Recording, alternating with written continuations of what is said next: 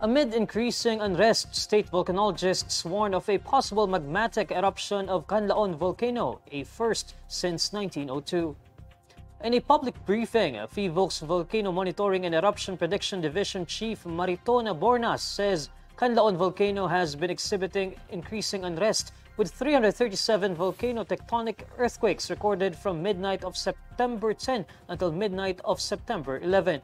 Additionally, 65 volcano-tectonic earthquakes were recorded from midnight until noon of September 11.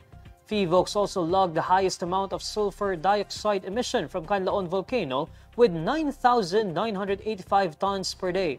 According to Bornas, the chances of a magmatic eruption from Canlaon volcano are getting higher.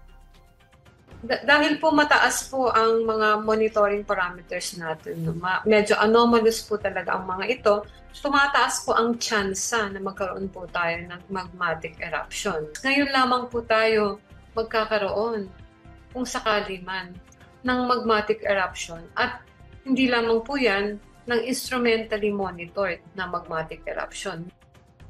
Bornas says PHIVOLCS last recorded a magmatic eruption from Canlaon volcano in 1902. She says only phreatic or steam-driven eruptions have occurred since then. However, Bornas points out that the agency could not predict exactly when the eruption could occur. Canlaon volcano remains under alert level 2, where entry into the 4-kilometer radius permanent danger zone is not allowed.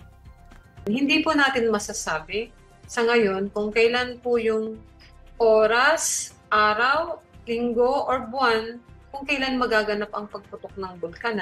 Kailangan po ay araw-araw natin itong ina-analisa at ina-evaluate. Yung pinakahuli pong magmatic eruption ng Canlaon on record ay yung 1902.